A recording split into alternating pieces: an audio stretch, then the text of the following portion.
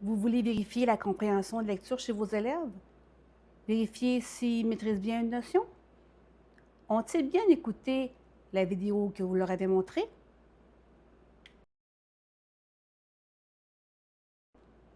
Par contre, la correction, vous en avez plein les bras.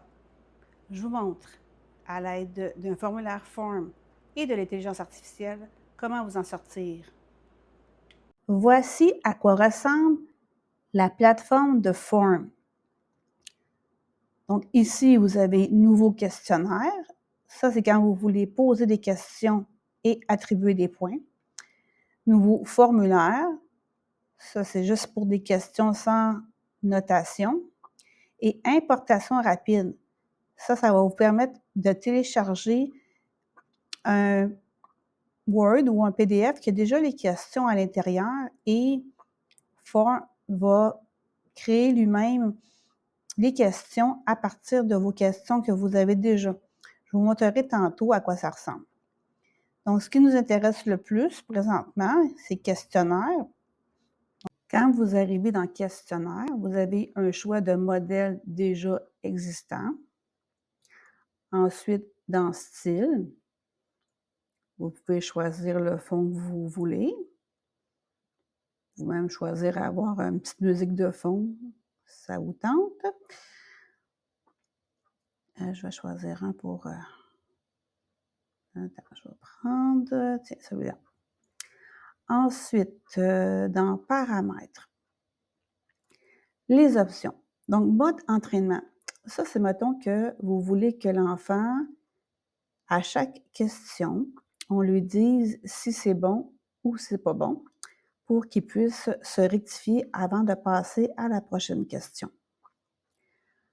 Ensuite, ici, si on veut qu'il affiche automatiquement les résultats lorsqu'il aura fini son questionnaire, il pourra voir les réponses qu'il a réussi ou non. Donc, qui peut remplir ce formulaire? Donc, si vous voulez que tout le monde qui a le lien ou le code QR peut avoir accès au formulaire, vous choisissez la première option. Si seulement ceux qui ont un compte avec votre commission scolaire, vous choisissez cette option. Donc, l'enfant devra se connecter. Si vous choisissez tout le monde, par exemple, je vous conseille dans le premier numéro de marquer une question avec quel est ton nom pour savoir qui a répondu. Ensuite, on a plusieurs options ici. Je vais essayer de passer rapidement. Ça, c'est quand que vous avez terminé de mettre accès le questionnaire, vous pouvez décocher ici. Donc, tant que c'est coché, le questionnaire est actif. Donc, si vous ne voulez plus que l'enfant ait accès à partir d'un certain moment, vous n'avez qu'à enlever. Si vous voulez limiter dans le temps, vous inscrivez la date du début que le questionnaire est disponible jusqu'à la date de fin. Vous pouvez définir un temps de durée, en combien de temps l'enfant doit répondre le questionnaire. Ensuite, bien, vous pouvez mélanger les questions, désactiver la numérotation des questions, afficher une barre de progression, ça c'est plus quand on a plusieurs sections d'un formulaire, plusieurs pages. Si vous voulez choisir qu'est-ce que vous répondez à la fin, par défaut, c'est vos réponses ont été envoyées, mais si vous voulez écrire d'autres choses, vous pouvez le modifier. Reçu de réponse. Ici, ce qui est intéressant, c'est recevoir une notification par email de chaque réponse. Donc, quand l'enfant a complété, vous pouvez recevoir un courriel qui vous dit qu'il a fini. Et ici, c'est pour autoriser la réception des réponses après la soumission, que l'enfant ait accès aux réponses quand il a terminé. Ensuite, ça, c'est l'aperçu.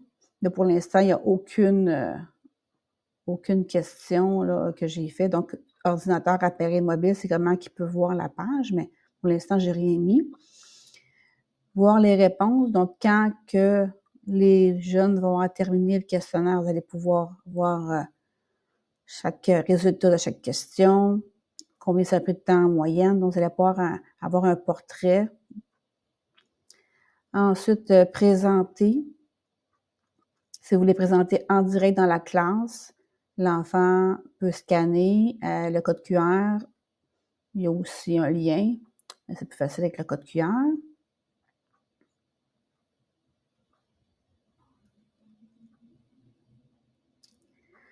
Oups, ça je l'ai déjà fait. Ensuite, dans les options ici, ça c'est si vous voulez dupliquer ou collaborer. Donc ça veut dire que si vous voulez donner une copie de ce formulaire-là à quelqu'un pour que lui-même puisse, compiler ses propres résultats, vous choisissez dupliquer. Donc obtenir un lien permettant de dupliquer le formulaire, ou si vous voulez, partager le formulaire, avec quelqu'un d'autre pour qu'il puisse, modifier, ajouter quelque chose. Vous pouvez choisir une personne avec qui collaborer,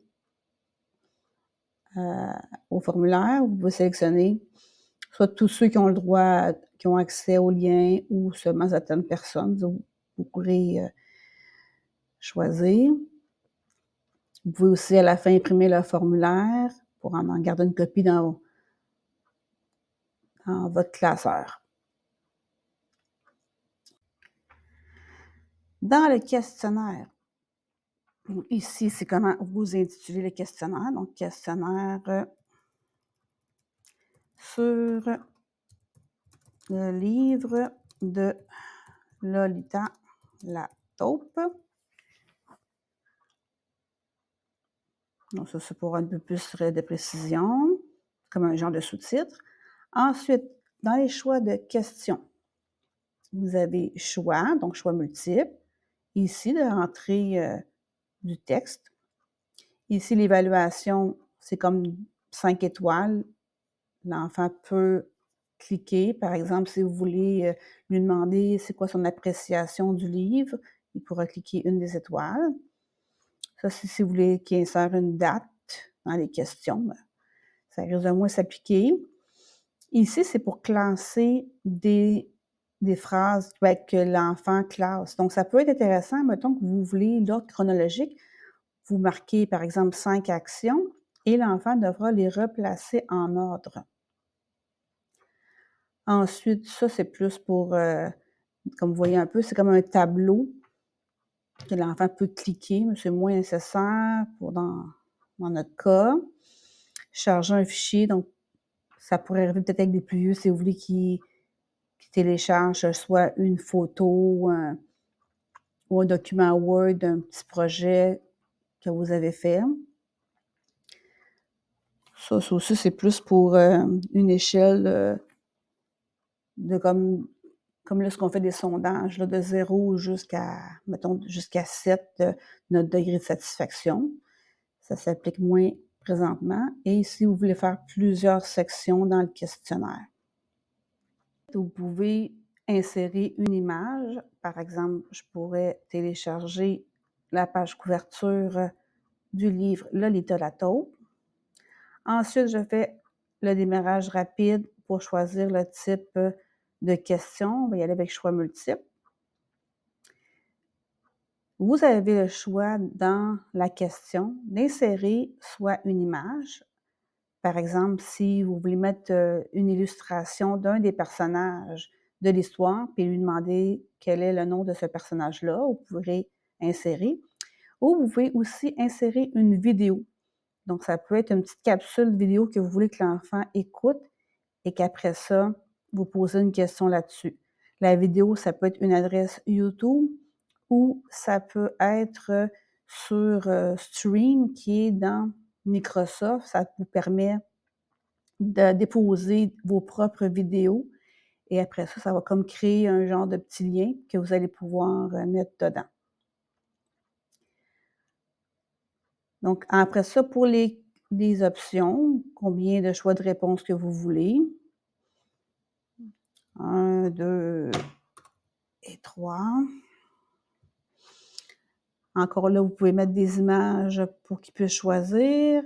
Ensuite, il va falloir déterminer quelle est la bonne réponse. Donc, si la bonne réponse, c'est la 2, vous allez la cliquer.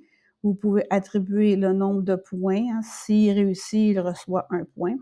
Donc, ça va calculer automatiquement. Dans ce cas-ci, mettons si je veux que le formulaire soit pour tout le monde, moi je choisirais d'avoir, comme première question: «Quel est ton nom?» Comme ça, vous allez savoir qui a répondu au questionnaire, à moins que vous passiez par, son compte de la commission scolaire. C'est juste pour les petits, c'est un peu plus compliqué que de juste cliquer le lien. Dans ce cas-ci, il n'y a pas de point, c'est seulement pour avoir son nom. Vous pouvez toujours choisir, comme là, je l'ai mis en deuxième, mais si je veux la mettre en première, je vais juste monter la petite flèche, puis la question va aller vers en haut. Ensuite, vous pouvez copier une question. Mettons que vous voulez juste changer la question, mais vous voulez garder les mêmes options. Vous pouvez juste comme copier et ça va faire une copie de votre question précédente. Donc, vous allez juste à modifier à partir de là. Ensuite, si c'est une question en formule mathématique, vous pouvez ici choisir ça. Si dans votre question, il y a plusieurs réponses possibles, vous cliquez ici pour plusieurs questions. Est-ce que la question est obligatoire pour terminer le formulaire? Donc, si c'est pas obligatoire, l'enfant peut envoyer sans avoir répondu à cette question-là, mais si vous voulez absolument qu'il réponde à la question avant de l'envoyer, bien, vous cliquez obligatoire. Ensuite, ici, bon, mélanger les options. Des fois, s'il y a 2 élèves côte à côte, vous voulez pas qu'ils se copient, si on mélange, les options. Une liste déroulante, c'est quand vous avez plusieurs, options. Vous pouvez choisir l'option liste déroulante. Bon, sous-titres, ajouter un embranchement, ça, c'est plus spécialisé quand on veut, s'il a répondu telle chose, il s'en va vers tel endroit, là. J'irai pas dans ces détails-là pour l'instant. Donc ensuite, tout ce qui est ici, c'est texte.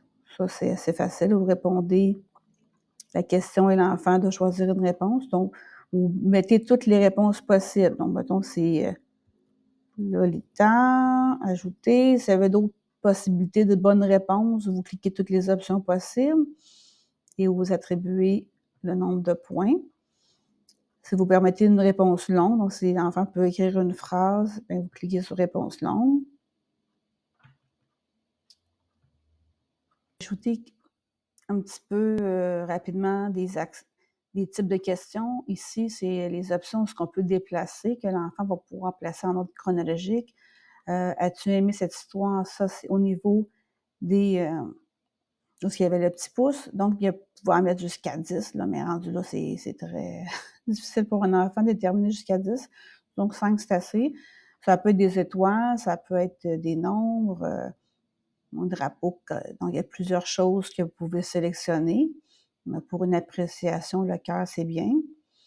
Ensuite, j'ai mis un exemple pour télécharger un fichier. Vous pouvez accepter, ça c'est des sortes de fichiers que vous acceptez. Par exemple, pour avoir accès à cette option-là, l'enfant doit être connecté avec son compte. Donc, quand vous allez choisir de partager le lien, il faut que vous choisissiez celui où ce qui est connecté avec son compte. Donc, si vous choisissez l'option de partager à tout le monde, vous n'avez pas cette option-là. Donc, vous pouvez même choisir le nombre de fichiers que l'enfant peut mettre. Donc, il peut aller jusqu'à 10 fichiers si vous voulez. Ça peut être juste 1 ou 2. Et ça, c'est la taille maximum autorisée pour un fichier. Donc, c'est quand même beaucoup, là, jusqu'à 1 gig. En tout cas, jusqu'à, mettons, ça, c'est assez, là. Donc, on peut voir un petit peu un aperçu d'à quoi ça va ressembler. Donc, ici, l'enfant, quand il va charger le fichier, il peut choisir une image quelconque. Et à la fin, bien, il y a le bouton envoyer qu'il faut qu'il fasse. Je vous montre rapidement importation rapide. Donc, dans une autre vidéo, je vais montrer comment demander à ChatGPT de créer des questions. Donc là, j'ai comme demandé de me faire des choix multiples, mais c'est pas obligatoire, ça dépend du type de question que vous voulez. Donc, j'ai demandé de me créer des questions à choix multiples sur Lolita. la taupe. Et ensuite, j'enregistre mon fichier. Importation rapide. Je m'en vais choisir le fichier que je veux utiliser pour mes questions. Je l'ai mis dans français lecture, Lolita 2. Donc, je peux choisir de l'avoir sous format formulaire ou questionnaire. Là, je vais choisir questionnaire. Donc, ça va convertir mon fichier. Quand il va avoir généré le questionnaire, vous devez demander de démarrer la révision pour vérifier s'il y a des erreurs et aussi sélectionner les bonnes réponses et donner le nombre de points que vous voulez par question. On peut voir que ça a généré les questions. Ne pas oublier d'aller cliquer dessus, de choisir la bonne réponse et d'attribuer le nombre de points que vous voulez accorder. Bon. Et après ça, le travail est fait.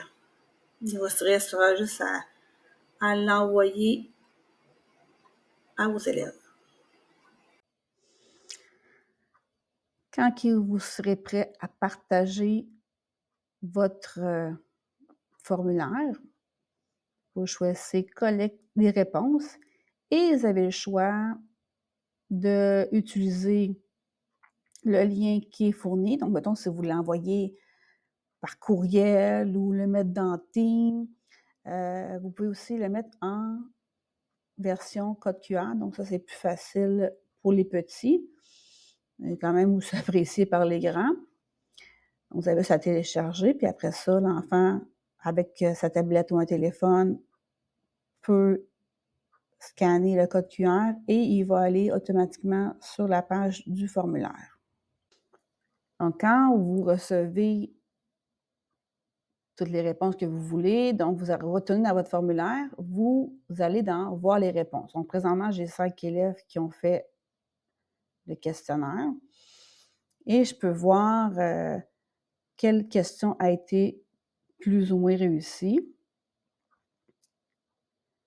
Je peux aussi examiner les réponses une par une. Donc, en naviguant sur la flèche, je peux voir les différentes personnes et aller voir chacun des questionnaires.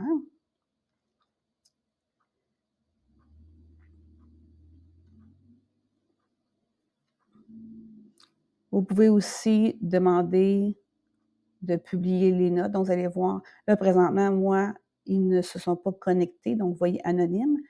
Vous voyez les notes, mais en aperçu quand même, j'ai un moyen d'aller voir ensuite c'est quel élève a fait le questionnaire, vu que j'ai mis comme option d'écrire leur nom.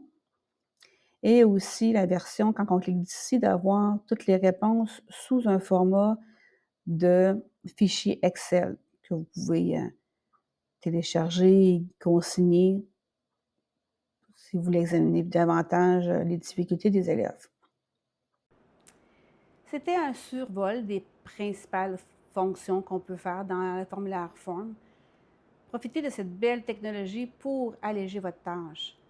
Moi, il y a plusieurs années, j'ai dû les faire une à une, les questions qui allaient avec les livres pour mes élèves.